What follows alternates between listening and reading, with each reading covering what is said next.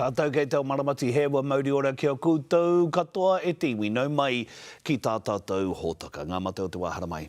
Haere. Ko te hui tēnei mihi atu ana kia koutou katoa. Welcome back to the hui. I think it was John Quincy Adams who said it best when he said, quote, always vote for principle, though you may vote alone, and you cherish in the sweetness reflected in your vote that is never lost. And so politics is ramping up in 2026. The professors are absolutely flabbergasted by my quote of John Quincy Adams. We have the best political panel in the country with us on the hui this week. So let's introduce them now. To my immediate left, of course, is someone who needs no introduction. She is, of course, a retired professor of business, and she is one of our best political commentators, retired professor Ahorangi Henry Tenwa. Beside her, of course, is the professor of Hūrae and in Hūrae, Takodi and Ngāpui. She is, of course, the political reporter and editor for Te Ao Māori News on Whakaata Māori e te wharaunga mani tano tēnā koe. And Associate Professor Lara Greaves from Te Herenga Waka Victoria University of Wellington is with us as well. Te ahorangi nau mai tēnā koe. O kuranga tira tēnā koutou katoa. Thank you so much for joining us. We've got a lot to get through. I want to start with the polls. And I'm laughing because I know polls are going to change and you're all looking at me going, really? We're going to start at polls. But poll results. At the moment, most are saying the current coalition government will stay in power after the election on November 7th. Are they right, Ahorangi? I think that there's just too long a period of time between these polar polls and the actual, I believe there will be a significant number of New Zealanders going into the polling booth and deciding while they're in there who they're going to vote for. And that is not factored into any of the polls, the uncertainty vote. So I'm just enjoying the sport of it. You think they're going to change? I would like to think that there are enough, particularly Māori, who are outraged with the way that we have been treated over the last 3 years to make a change. You think they're going to get out and vote? I would like to think so, and certainly the communities that I interact with, there is a high level of anger and outrage, and that's often a good motivator for getting people to the polling booth. Yeah. Is this a fait accompli, Mani, or not? Do you agree with the Prof? Yeah, I mean, of course I always agree with that. No. I think there's also always the question of whether or not that anger will translate to getting into the booths. And I think, with the factor of Electoral Amendment Act, which has changed the way in which people can enrol, obviously switching Māori to general roll, general to Māori roll, and having to be enrolled before the actual election is going to have a massive impact in terms of the numbers of Māori and other groups within our communities that may not, go to the booths and have to cast those special votes usually, because we saw in terms of that Amendment Act, it meant that the regulatory impact statement essentially said that that's what was going to result in Māori not voting as much. So we really have to have that push within our communities to get people out to vote. Nodding heads. Yeah, that was 48% of Māori teenagers who voted last time round enrolled in that 2-week period, and when they could just rock up and vote in that advanced voting period.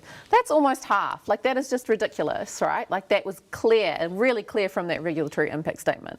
Really clearly going to affect Māori communities more. Like, very obvious. I mean, the question is what you then do with that, right? So is this now a case where you combine the anger that's out there in communities, the treaty principles bill, that regulatory standards bill, all of that kind of undercurrent that's there, and actually then mobilise people? That's the big question for me, because it may be the case that actually turnout in some communities is up. We've seen unprecedented amounts of submissions and political participation in other ways, whether it be hikoi or writing a submission on a bill. So there's a possibility that gets mobilised, but people actually have to do something though. And an early indication though, if we look at the Tāmaki by-election, which feels like a lifetime ago, but it wasn't, but it is the first indication of what that could translate to since those, unprecedented submissions. And it was a low turnout in terms of the amount of people who voted for that by-election. So, we have to... Because the risk there is that people feel no hope. And if they feel no hope and they're like, oh, the system's sucked, it's always sucked, like it sucks now, no matter what we do, it's always going to suck. If that's people's kind of default message and how they're feeling, and the cost of living pressures, and no one's speaking to that, and they actually don't think that it's going to make any difference to vote, then that's the big risk in terms of the left not being able to get over the line, really. You talked about mobilisation. I want to pick up on that. But there are some policy proposals that have come from parties that aren't necessarily that inspiring, particularly when you think about a 4.1% inflation rate. Prof, is that not enough to get people out to vote? Look, the despair is equally measured with the rage, I think, out in our communities. And I certainly feel that when I get out there.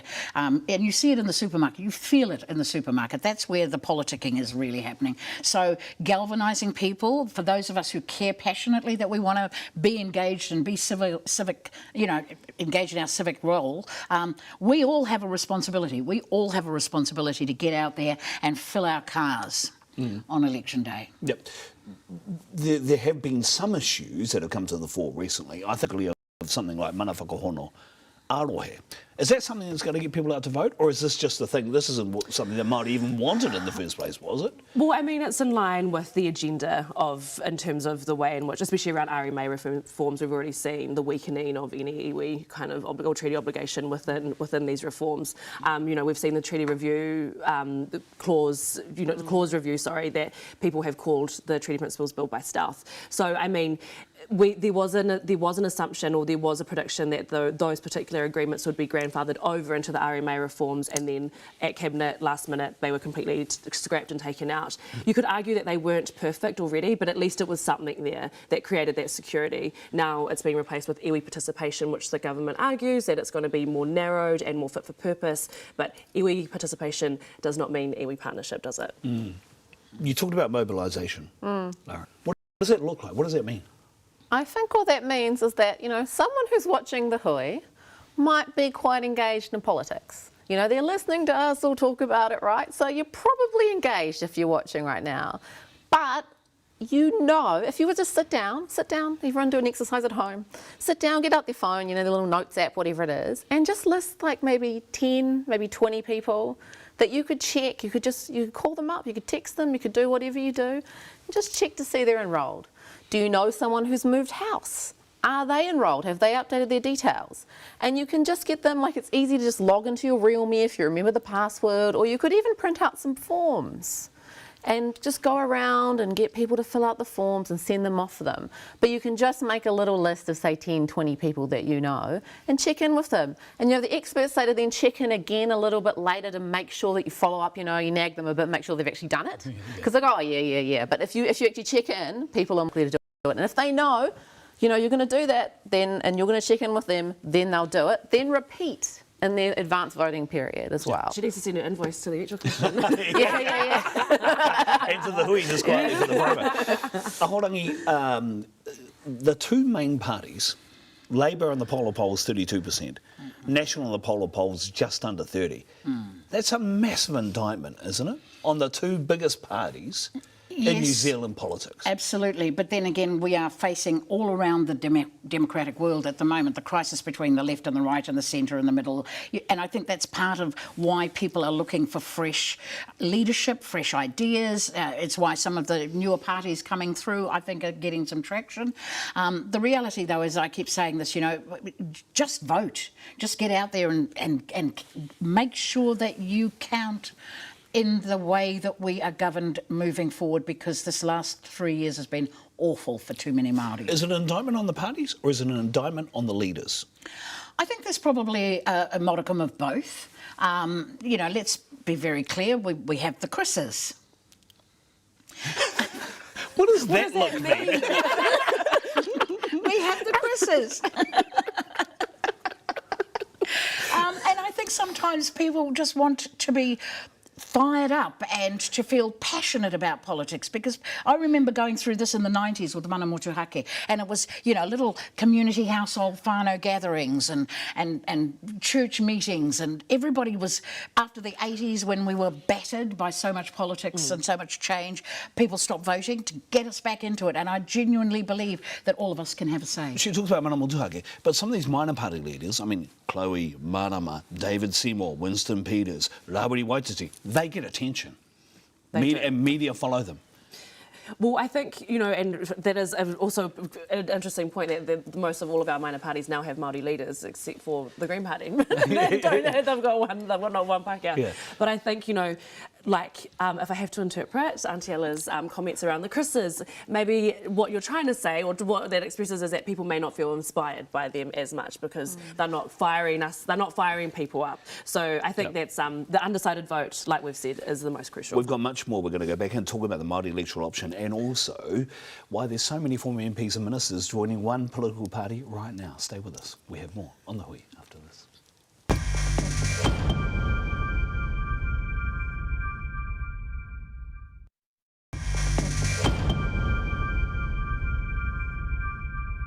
Hoki mai anō. We have the panel of panels, the odyssey of panels, if I can put it that way.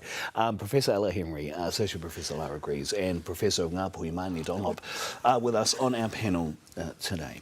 Enrollers of Māori descent have until midnight on the 6th of August to decide whether they want to remain on the current roll or switch ahead of the next general election. What do you expect to see, Māni Donop? Well, I've looked back at the numbers of the last kind of 12 months of the shifts between general and Māori roll for our people, and there's been quite a margin there of kind of an equal shift over the other way. So in the last month, from June to July, the margin there is about 382 more went from the Māori roll onto the general roll. I mean, you can look into the numbers as much as you want. I mean, quite minor, but we've seen that shift, and especially in certain electorates, for example Waiariki and Te Hauāuru, they were the significant numbers of people shifting from Māori to general roll. Why is that? Well, I mean, you could look at a number of things, but you could look at the turmoil that we have seen over the last few months, or since October last year, around Te Pāti Māori, and whether or not that did have an impact. But then you look at more isolated kind of areas. If you look at Wellington Central, for example, Māori voters may not be particularly inspired by their Te Tai Tonga candidates and will want to, put their money on Tamitha Paul in the Green Party in Wellington Central, or other kind of pockets of where they may see that they will see better reflected within their candidates within their specific regions. But yeah, kind of my crunching of the current numbers. But then just one thing to note quickly is that in the last month there has been a massive push of people trying to push people onto the Māori roll, particularly led by the Māori Party, Waipareira, and of course the Electoral Commission. And we won't know until that is shut in August as to whether or not that would have had an impact on people shifting to the Māori roll. And the reports Associate Professor have said that there are more Māori on the Māori roll, Māori voters, more Māori on the Māori roll than on the general roll. Do you expect that trend to continue, or will it grow even? That's been the case for quite some time. That was set around sort of 50 to 55% of, again, voters of Māori descent, which is a broader category than people that would necessarily call themselves Māori, that group being on the Māori roll. I think there are a couple of things to think about here. First is that the number of Māori electorates are determined by the proportion of Māori on the Māori roll, but that's not going to happen again until like 2030. And that's if there isn't a screw up with the move to the administrative census and some other delay and then all of that stuff. So people can choose right now for this election which roll they want to be on, and it's not going to affect the number of electorates for quite some time, right? So there's that kind of strategic element, but that again assumes that people are paying enough attention and that they know that, we did some research and like fewer than half of a very educated Māori sample knew that more Māori on the Māori roll meant more Māori electorates. So that's kind of background concern there. But I think for rangatahi Māori, whenever we poll them, whenever we survey them, and like, I remember doing this one survey project and I was like, being proud to be Māori is not predicting being on the Māori electoral roll. And we went and looked in the data and it was like, because pretty much all of them were proud to be Māori, so it wasn't going to predict anything because like there was no effect there because they're all proud. So that kind of, I think, sentiment or view, I think lends itself more to going on the Māori roll. And we know the population's shaped like this, where there's more and more Māori voting all the time. So I think we can expect the Māori electorate numbers to remain quite healthy. But I think, and there's a question there also of when people are going to vote or wanting to switch roles, looking at their MP that they voted for in a Māori electorate and what have they achieved for them is something that I'm sure a lot of people will look to see what has been achieved in the last term. Ka pai. Professor, I'm going to mention some names. Yes. Michael Laws. Yes. Hāre Te Hipango Brownlee. Dover Samuels. Rino Tirikātene, and others have gone to New Zealand first. What is happening? I think there's a broad appeal, and I have lots of whānau who are New Zealand First supporters. I compare it in some ways to that sort of Trumpian anti-government approach to government. By people who were ministers and former MPs? Well, yeah, who obviously were not necessarily welcomed back into their old fold, but there's this broad church of New Zealand First. I don't particularly ascribe to that view, but I can kind of see why people think, you know, look, Winston always looks so charming and well-dressed and, you know, blah, blah, blah, blah, blah. And it's kind of like the person and the personality outweighs the politics in the party. I don't know what's going to happen when he's not around, but certainly they're attracting a particular group of people who, let's be clear, in some cases will attract clickbait. You know. But one of the foibles of that is you end up with a Stuart Nash. Well, you end up with in dangerous territory because people who have proven in the past that they are not necessarily the best judges of where and of reading a room, literally, might, you know, engage in some kind of activity. But then we've got ministers right now that are behaving badly. So there seems to be a carte blanche at the moment about let's behave as badly as we can and see what we can get away with. And I find that repugnant. And they're doing well on the polls as well, is the other thing to say for New Zealand First. You know, what is it with this? I mean, we've had people like Paul Henry now, who's in the ACT Party. Michael Lawless, as I said, New Zealand First, you know. Media people, former colleagues, Marnie. I mean, I think from a journalistic perspective, I think that, you know, what I've seen with New Zealand First is they're running a slick operation. I mean, they always have, but it feels particularly slicker this time. And again, like I said, you know, what is the threshold? You know, you've got one day talking about taking knee pads off, and then you've got Nash being, you know, being taken down as a candidate for New Zealand First. But then you're seeing other candidates like Te Kira Lawrence, who is now going to take that Napier seat as well, who is a young Māori wahine.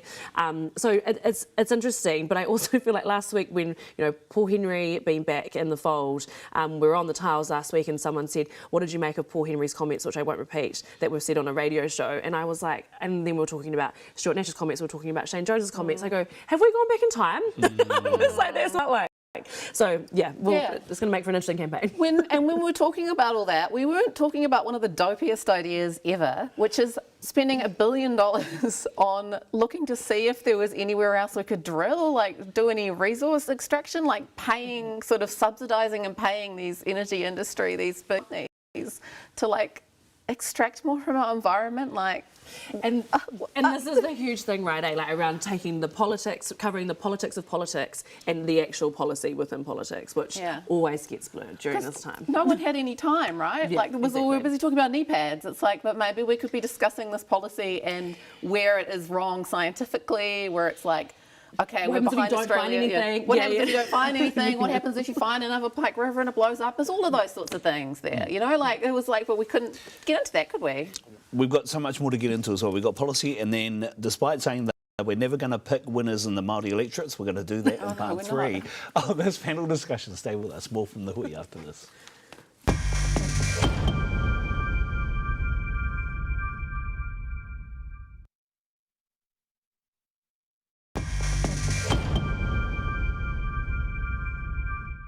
Kia ora mai anō. Hey, look, it's Professor Ella Henry, Associate Professor Lara Greaves, and Professor Marnie Dunlop. Professor.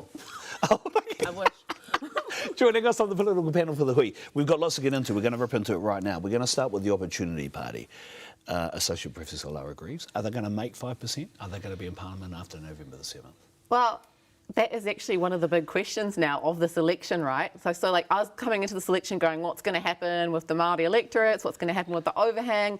Now I'm like, will Opportunity make it to that 5%? Because that changes the whole map of the House. The whole map of the House, because they've got to take then, you've got to take that 5% of the party vote, if they cross that threshold from somewhere, and it comes out of everyone else. And that's where you start to get into all of these funky overhang scenarios of national and what seats they'll retain. And so there's a lot that could happen there. I think it's so amusing to me that our political system, you're looking at the rise of One Nation in Australia, you're looking at Farage v Binface in the UK, we're looking at all this populist chaos around the world. We've kind of just had populist chaos for quite a while now. We're like, in some ways we're ahead. And actually what we might have to throw the drama into the race might be like a technocratic party. Yeah. That's the thing for me. And just the idea that, you know, like it was about 15 years ago, Winston Peters made that terrible joke about two Wongs not making a white. Yeah. And then someone with the surname Wong might unseat him as the monarch maker. What a lot of drama. Is it going to be a deal in Mount Albert? Because if she wins Mount Albert, they're in. I mean, this has been we put this to Chippy last week, and he was like, we don't make those deals. I go, well, was that a yes or a no? Are you gonna, and he was like, we don't make. There's a lot of water to go under the bridge until the election. There's a lot of water to go under the bridge, which seems to be his line when it comes to top. So at this point, probably not. But that means that they could, because they may not need it. They may get it. But they've done nudge, wink deals. I mean, Jeanette Fitzsimons, Coromandel, is a Jim Anderton. political strategy. Yeah. And in many ways, they don't want to be overt about the nudge and the wink because people will feel that it's contrived. But the reality is there are some electorates where the majority is so small that the tiniest nudge and the tiniest wink could change them. But the Greens have to play ball there too as well, right? Because last time Helen White almost lost the seat to National, and it was because there was a strong Green candidate. So it's not necessarily just a Labor issue in that electorate as well. Don't they have someone who was a former Green Party co-leader who's a part of the planning for the party or something? I'm not too sure. Yeah, they've got a really interesting array of helping out with the party. Yeah. I mean, Liz Galloway is their GM. It's definitely attracting a lot of interesting political minds from the past to kind of come through. Okay, I want to get to Māori electorates because there was someone on the panel who said they were never going to pick. In fact, it's a fool's game. I can't remember the exact quote, but it's a fool's game where only idiots pick winners in Māori electorates. So I can't remember who said that. So who's going to win the Māori electorates? Why don't we do a sweepstakes or something? A sweepstakes? Do a sweepstakes. What, like the Melbourne Cup? Yeah, something like that where we just all predict it. We could do like a spreadsheet and all participate and then check in after the election. That'd be quite fun, but not till after the election do we check in. Well, okay. The reason why I'm asking is because I think there's a high calibre of candidates in the Māori electorate. Actually, I'm pretty chuffed and proud that the Māori electorates have got some damn good candidates in them. Yeah. I think what's going to be important moving forward, because we have a young population, is the ability of those candidates to engage on social media. And so you can see who've got the most followers, who've got the most clicks, who've got the most likes. That, I think, is going to be a pivotal factor moving forward. And when we were talking about the numbers of the general to Māori, Māori to general role, the big majority of those numbers who are going to the Māori role are our rangatahi, who are our young ones. But, the Māori Party will go in, I'm sure, with the strategy of, that strategic voting, which, as we know, Māori are very strategic voters. It's not our first rodeo, as Mr. Peter says. They're being pretty strategic in terms of where they're launching, right? Oh, the Te Pāti Māori, yes, well, they're going to be launching on the East Coast in the next couple of weeks because obviously their new president is Hui Te Ao, and Hayley Maxwell is their candidate. But that's the... Vice President. Vice President. Yeah. Oh, yeah, sorry, Tani Vice President, of course. How can we forget the president? I was like, Vice President. Yeah, no, sorry, oh my God, fake news, sorry. There's some breaking news there. Vice President Tani. Game changer. Anyway, no, but that's strategic. That is strategic because, Krishna Tangaire Manuel is the one who holds that for the Labor Party and the only Labor Māori seat. Yeah. And so in terms of that strategic voting, though, if the Māori Party say, if you vote in all of our candidates, then you're likely to get, I think, a number of 13 Māori candidates across based on the listing and ranking within the different parties. And like we've also seen in places like Te Taitokoro, you've got two candidates who are already going to be in government anyway, Herna Linden and Willow Jean, are going to be in Parliament. You've got Ape Hame Edwards, you've got Mariamene Okapakingi, so you could get 3 for 1. I mean, that's what people will be weighing up, right? But the question is, are people united enough behind one of those candidates? Because then if people kind of go, if people then split their vote between Te Taitokoro Pāre and Te Pāti Māori, then you've got this situation where Labor then comes through. So you've got to kind of people are going to have to be quite strategic but united in some way, or Labor's just going to win more of the electorates, and that strategy. And that is why I do not call them. Okay. But do you think Māori voters will be even more strategic than they have been? They've normally picked a candidate, voted differently for the party. Is that what you think we are going to... I do think that will happen. And as you said, because of the calibre of many of these candidates and the fact that a number of them are going to get into Parliament, that's just a foregone. So where do you then put your second vote? You vote for the person you want most to be in there, but that second vote is what's going to decide who is our government. Can I ask a question this way then? Of the current MPs, who's in most danger of not coming back into Parliament as a result of the electorate race? I would tend to go back to your closer races in 2023, which were Te Tai Tokoro and Tamaki Makaurau. I remember they were both in the sort of recount zone. Now, I don't know, that's what I would do as a political scientist based on data, but every time I try and base things on data, I'm often wrong. But that's the thing, though. But those are the two that you would go back to, right? You would look at Waiariki, you'd look at Te Tai Hauaru, and you'd say, hey, look, 9,000 votes and it's 16,000 votes on it. Surely that can't flip. That's what you would do. But then I'm not going to say that I'm not going to be surprised by at least one of these races on election night, right? Like that's what's going to happen. I mean, if one of them flipped, I think it's unlikely, but it could happen. And that's, that's the exciting part of not only election, but Māori, Māori electorates. It's always been the case. I remember eating my words a lot last election. I think I called it for Nanaia. Obviously, it was a case. So again, but there are particular areas and particular electorates that I'm like, there's showings. On election night, man, the Māori electorates are the places to watch. Yeah. So exciting, so thrilling. That's where the races are going to be. And if you're on a Māori broadcast on the night, you want to be on a Māori broadcast on the night. I assume so, yes. Or you could bring them up in a general broadcaster space, The only other thing, I mean, there are some important policy things that we haven't discussed, but one of the things that's come up is the current government has proposed, get this, compulsory KiwiSaver, a solar policy, and extended paid parental leave. This is a government who's a centre-right government proposing Labour left-wing policies.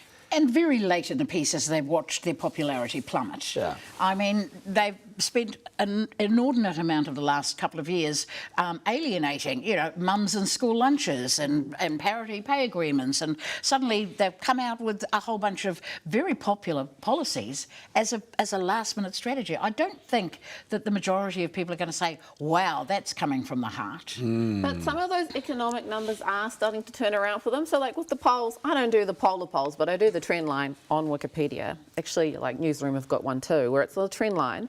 And so you can kind of look at the trend line of that and you're starting to see that right track, wrong track indicator turn around for National. And so there is that possibility that still they're kind of heading up and things kind of get better for them. People say green shoots, which of course is ironic. Thank you all very much. Your expertise is always welcomed on the program. We really appreciate it. Tēnā koutou katoa.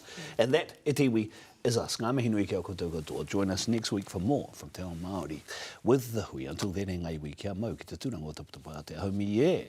Hui e, tae ki e. The best kind of people I want to interview are the ones that have got something really significant to say. The new season of award-winning current affairs. It's really about having a conversation and listening. Te Ao with Moana, ki Māori Plus, me whakaata Māori. Election season is coming. And there's a lot of noise out there. Promises. Haupapa here, those policies. And even those arguments. All those tohe. Engari, he harawa te pāpātanga ki te iwi Māori. That's where we come in. He ha te whakatau. Hono mai. Enraged, Tāwhiri Mātea tore out his eyes and threw them to the heavens. Matariki tā puapua, matariki nāna iao ake te kai ki runga. Matariki hunga nui, matariki ahunga nui.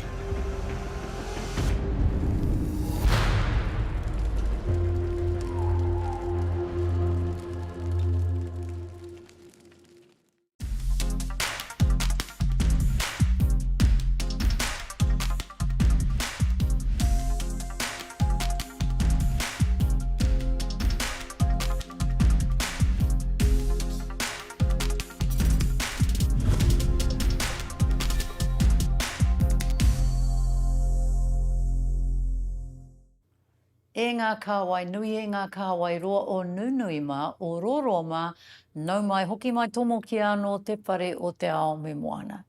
Kia ora and welcome.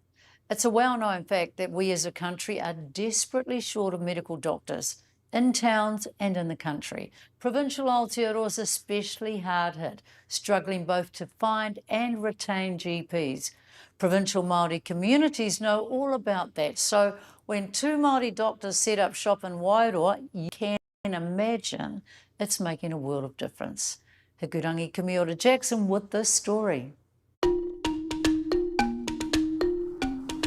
Yeah, so we're heading now into Chamberlain Ave, my home street where I was born. raised. Lots of good memories down here. Heaps. Yeah. Heaps of good memories. I whānau mai, I pakeke mai a takuta turuki I Wairua. Ka ako ia I te rongoa ki tāmaki makaurau, ka puta te ihu, ka hoki anō ai ki tōna kāinga tupu. Soni, and a little bit of headache.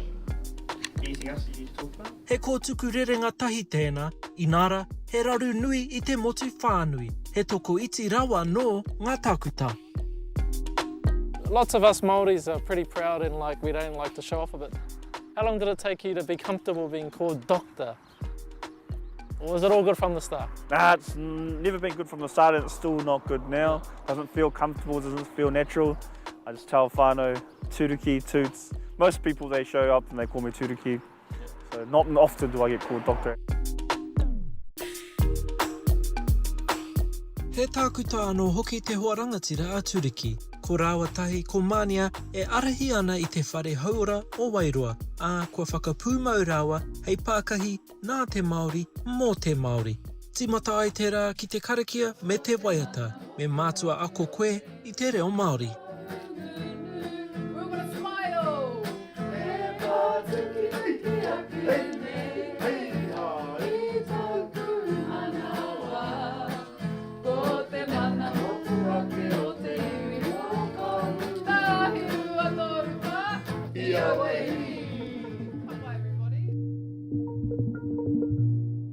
I think ko te mea nui kia māua, kia tau te Māori o ngā kaimahi, kia tau ai o rātou Māori, mā te karakia tērā, mā te waiata, mā te mahitahi,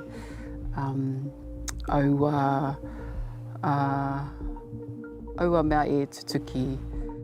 Nau mai te hapa, nā te hapa ka ako, patua te taniwha, whakamahi. Turuki, Tupuaki koe ki kona, you just grew up down the road, so what's it like for you to return home and I guess be the poster boy of this place with your wife? Yeah, people talk about you too, you're like the cool celebrity doctors, you know? So what's it like for you, bro? I do know that all rural communities are short on doctors, and unfortunately, like you said, we may be thought of as a poster boy and girl for Māori doctors in rural towns. We felt like it wasn't about us coming home to be doctors, but us ourselves with our whānau needing to come back home. E toru tekau ma whitu ngā kaimahi o te whare hauora, a he hononga kaha tō te nuinga ki Wairua. Wairoa's always getting missed out. I feel missed out. So I wanted to come home to help our own people. I think it's been 1 year since Mania and Turuki have taken over, so what's it been like under their guidance, I guess, leadership? It's been busy. I'll say it's been busy, but it's different. Not in a bad way either. Nāngua is Hūrae. Yeah. So that's where we're at. So there might be some new words in here that you don't know, but just have a guess, because it's about the... Does it make a difference, do you think, for patients when they can see themselves like there's a Māori doctor, there's a Māori New Zealand? I think it does. I think it does, especially for Māori, yeah. And I think our whānau respond to that. They say, oh yeah, we know his whakapapa because his mum and dad are both from here. But I think our patients acknowledge that whānau who are Māori, our doctors and our nurses, understand how they are within their own homes, and so understanding that the people they're talking to actually understands where they're coming from. And I think that's why we're doing the tikanga component, because that helps our other non-Māori understand, well, this is tikanga, this is how we do it. Tata ki te whitu tekau ōrau o ngā tangata o Wairua he Māori, ā I ngā tautata nei kua kaha pāngia te hāpuri ki ngā ua-uatanga. Ko tata pūrua te nui o te kore mahi ki tō te moti toharite, kei te raru hoki te kāinga kore, ā I pāngia kinohia tonu tia ana rātau e te pānga o te Waipuke. Getting into or out of Wairoa by land is impossible. bridges have been washed away and roads flooded. In the face of that, preventative healthcare is crucial. Staff not only assess direct health issues, but also contributing factors like damp housing, poverty, and involvement with the justice system. Most days they run off their feet. They serve 8,000 patients within a 100-kilometre radius and field an average of 300 calls a day. Anei kia pēnei, e rua ngā tino mahi a te rata a whānau, rata a hapori, tuatahi, e tū ana koe me o kaimahi ki te take o tētahi maunga, me ki ko whakapuna ki te maunga. Iara, e taka ana ngā tamariki, ngā whānau, ngā kaumātua i tēnei maunga ki te papa. And ko tō mahi tuatahi, te haere tōtika atu ki ngā whānau ki te whakahora, ki te manaaki, ki te tiaki a rātou. E kōrero ana mo te mate manawa, mate hinengaro, ngā mate kiri, mate rewharewa, era momo mate katoa. So what is the reality on the ground that political leaders are ignoring? Everybody knows the health reality. We know it's really hard to get to see a GP. We know there's a long waiting list when you go to A&E. We know there's impossible waiting lists in hospital and if you want to see a specialist. Everybody knows this. And what really annoys me is we're not having, months out to the election, we're not having conversations about what is the health system that we want here in Aotearoa, New Zealand, and how are we going to fund it. We're having stupid conversations about some MP who said something sexist, something racist, something dumb. And that's what's playing out. And we're not having really important, meaningful conversations about what is the health workforce, what is the health system that we need. It's pathetic. After the break, with the best will in the world, doing the right thing by their community comes at a cost for GPs.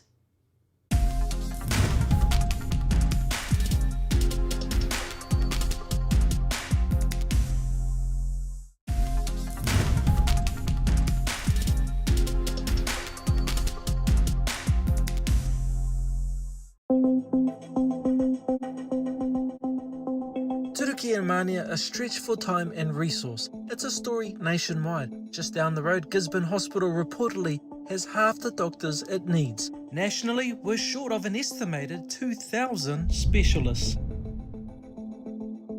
Aotearoa has a chronic shortage of doctors that we've known about for a long time. It's not unusual. There's a shortage of doctors probably worldwide. He mātanga hauora tūmatānui a Pāpārangi Reid, a he ahorangi hoki I te whare wānanga o Tāmaki Makaurau. So we're in a competitive market trying to draw doctors from overseas at the same time as other overseas countries are trying to draw our doctors away. A recent survey of GPs found almost 80% of them experienced some form of burnout with associated mental health issues. There's the long hours, the high stress, and the time spent away from their own whānau. Ngā uauatanga o enei momo mahi. Tuatahi ake ko te wā e noho wehe ana māua I a māua tamariki.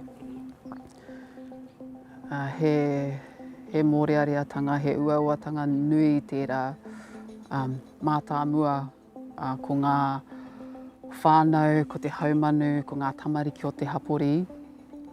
Mātāmuri ko a māua ake tamariki. Ko tino kite, ko tino rongo I tēnā āhuatanga I tēnei huringa matariki. Ka taka āroto I tērā āhuatanga. It'd be a different situation if it was grinding for something we didn't believe in, something we didn't, wasn't a priority for us. Then it's not worth it really, all that hard mahi. So do I believe in burnout? Yes. Do I believe that it's a really hard job that's prone to burnout? 100% yes. But when we take a step back and we think about our focus is the why. Why do we do the things we do? And are we really willing to bleed for what we believe in and what we're striving for? And do we really believe what we're doing is worth sacrificing time with our tamariki for? And if we believe our pathway or our goal is just, then it'll be hard, but it'll be worth it. Hei tāpiri atu ki te pauhuru ko ngā puruatanga o te utu ki Ahitereiria. Tata ki te hautoru o ngā tauira tākuta, ka puta i te whare wānanga, ka kōwhiri kia hūnuku ki tā wahi. But it's not just the new graduates that are going overseas or are tempted to go overseas. Sometimes it's the specialists, the ones in their early 40s, say. So we've got two challenges in retaining new graduates and retaining our specialists.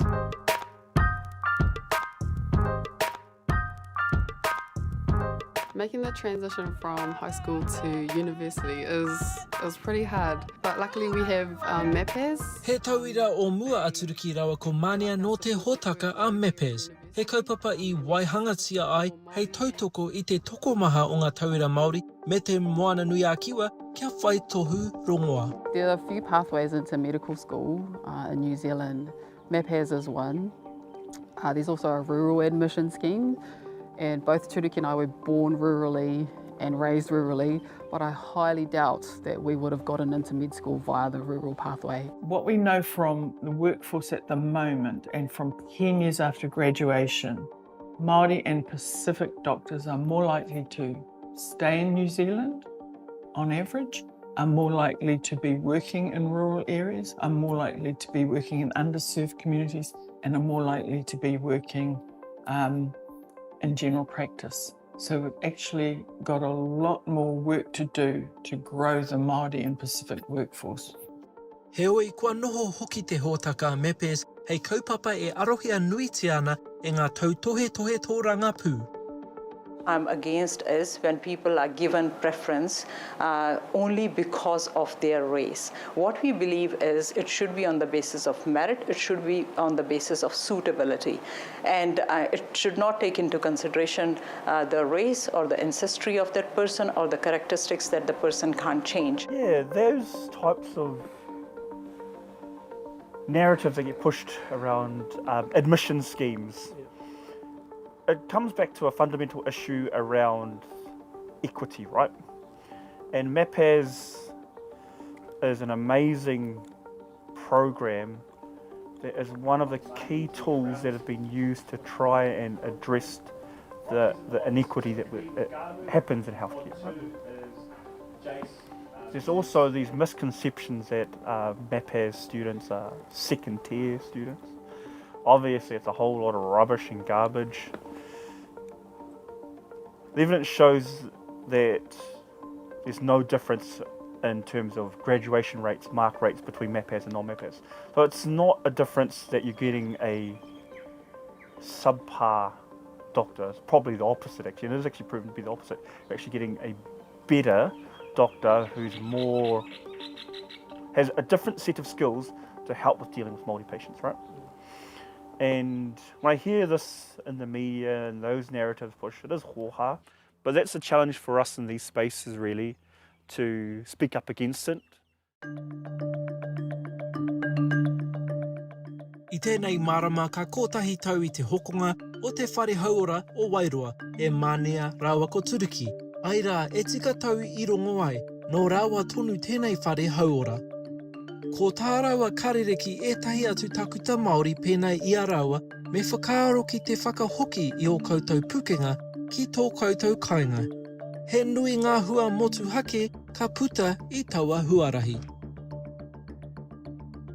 Some of the fears that people might have around living and working in Wairoa is that proximity issue. You know, the person you just saw, you're seeing in the supermarket. You know. I think of that and I first say, what a privilege, right?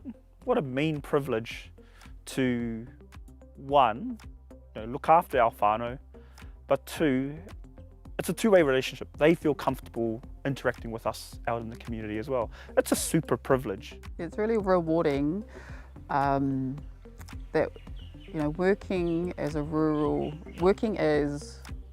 Māori GPs, we're able to deliver whānau medicine and not factory medicine. I think that's one of the best things about our job.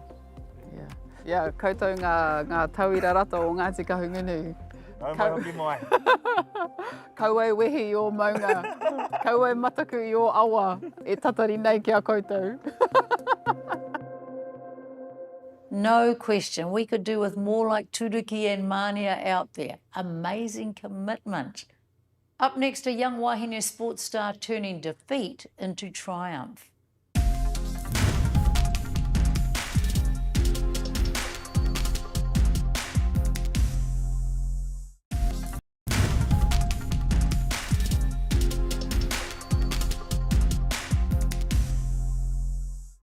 Kia ora no. We all expect to see our star athletes smashing it on the field, but what about when there's no recovery from being smashed, when the injury is permanent? How do you come back from that? Paura Rātahi meets up with tētahi wahine toa who is doing that and so much more. Taylor Ferguson, 26 years old, super talented, on track to be a Black Fern. Everything going for her. Pass to Ferguson, gets past a few defenders and no beating defenders at will. Taylor Ferguson, the nail. Until a freak injury flipped the script. Tsunami of emotions just hit me and I just fell to the ground and I started crying. It was the worst pain that I've ever felt. It just felt like a knife just chopping my eyeball left, right and centre.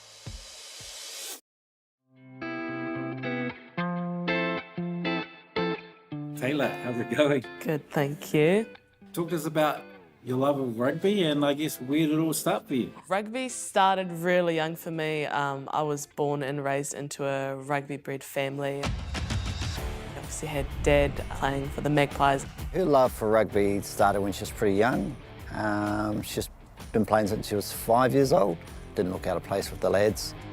Mum doing higher honours for Black Ferns for both league, touch and rugby, so I was bound to follow the same path in some kind of way. She's got a determination as well about her.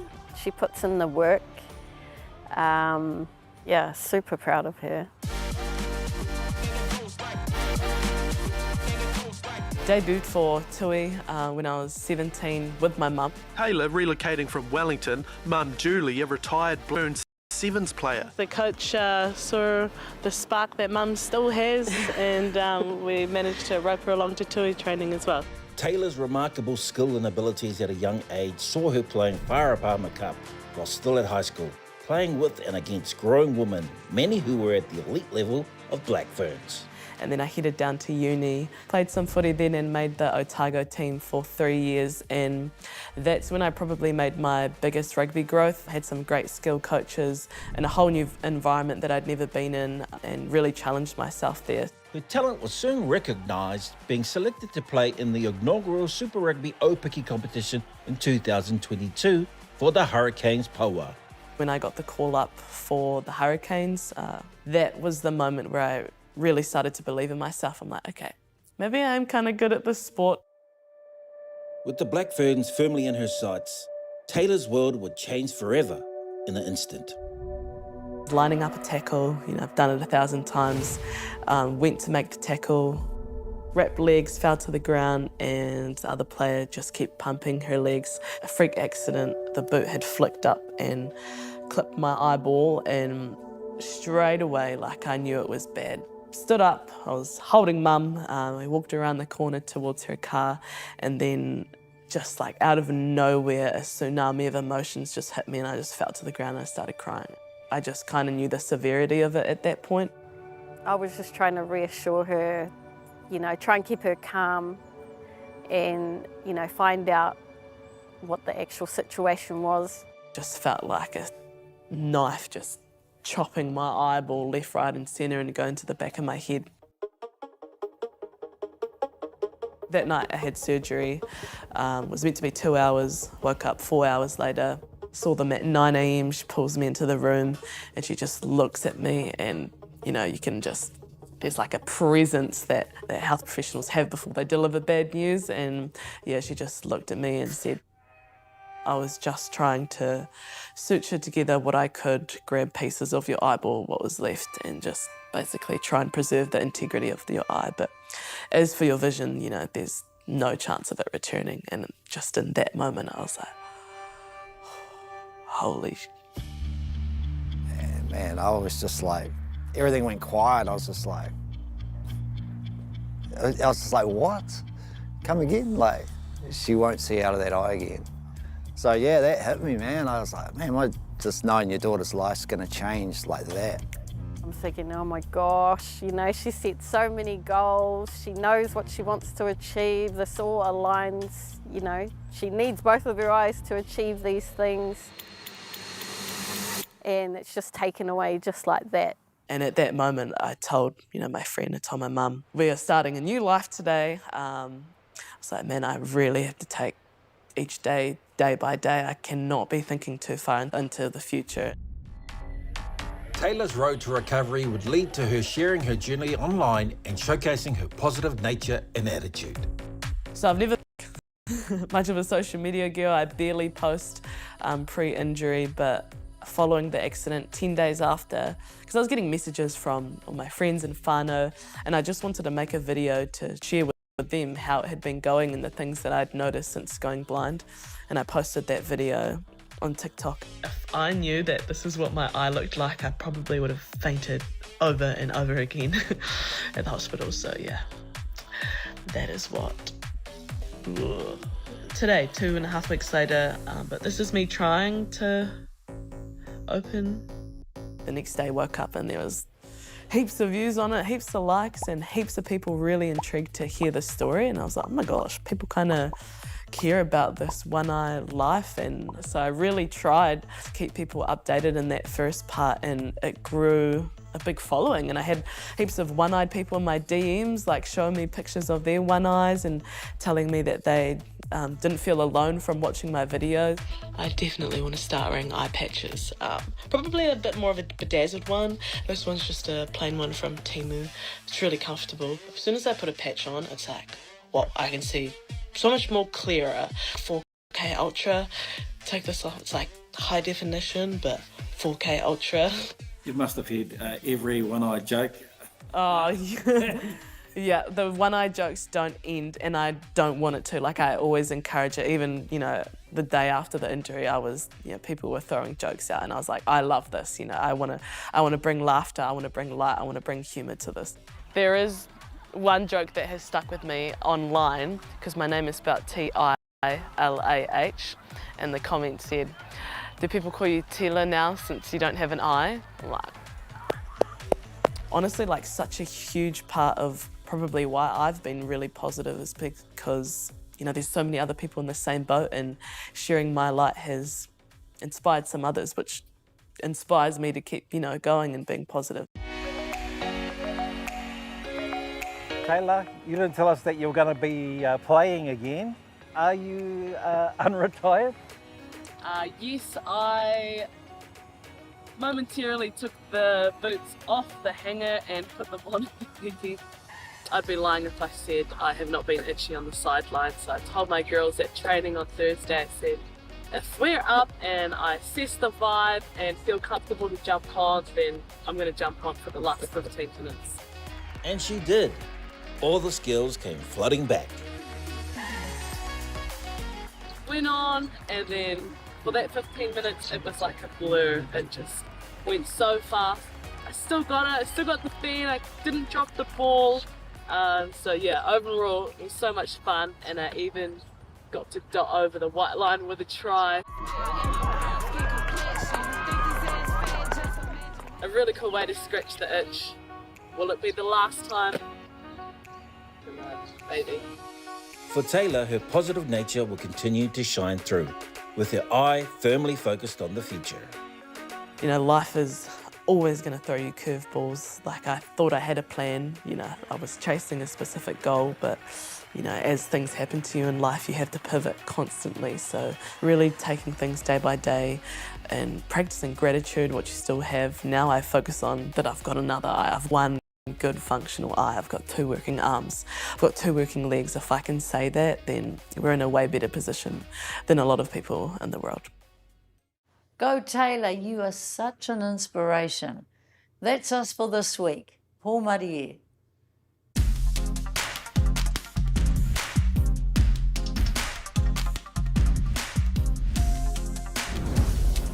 For more Te Ao of Moana, stream full episodes now on Māori Plus.